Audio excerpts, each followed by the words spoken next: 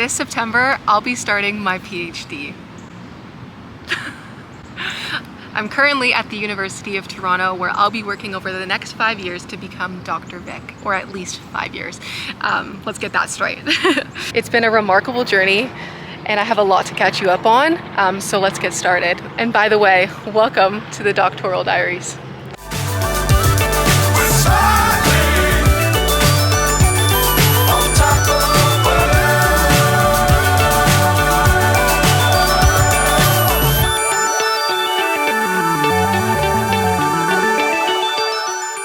Let's talk about why I decided to apply for my PhD. In January of 2022, I began my Master of Laws in International Human Rights at the City University of London, their law school, which is in London, England. Such a long title, and it'll never get shorter. I spent the first 2 terms of my degree studying remotely in Toronto, and then come September of 2022, I moved to London, England. It was absolutely one of the pinnacles of my life, and a lot of it is captured here on my YouTube channel, so I encourage you to go watch it. When I graduated in July, I got to be valedictorian. That was really cool. And then I was like, now what do I do with my life?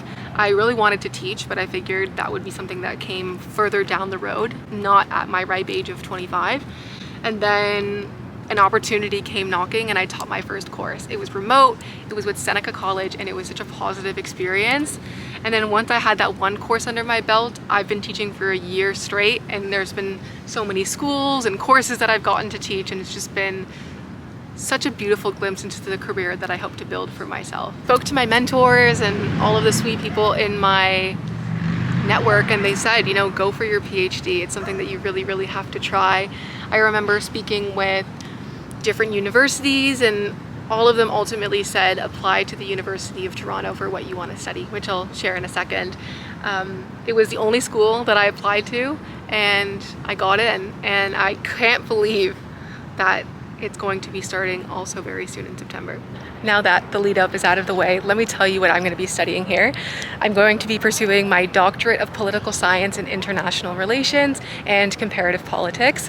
What's really cool about this school, and the reason why I only wanted to go here, was that they have a collaborative specialization between multiple schools. So my degree will also be supported by the School of the Environment, which means I can do things like environmental law, environmental policy, environmental human rights, all of my favorite stuff.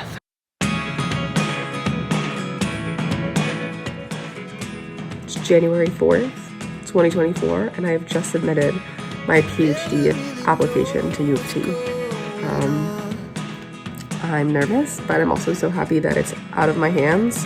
Gotta trust the process, and U of T is the only place I want to be, so it's the only application I'm putting in, and I'm very confident and proud of that decision, so let's see how it goes.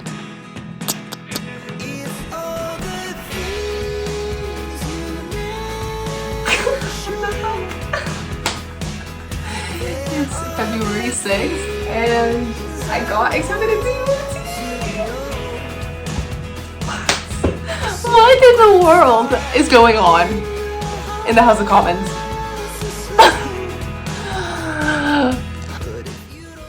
Hey, I'm here with my dog, and I'm going to officially sign my offer letter from the School of Graduate Studies at the University of Toronto. Pretty crazy.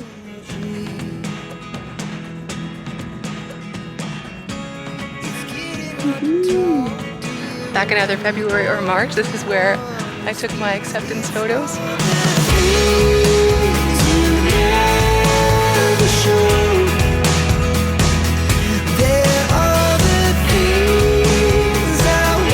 Let's talk about the Doctoral Diaries and why I'm bringing them to you. For as long as I can remember, I've been documenting my journey on YouTube.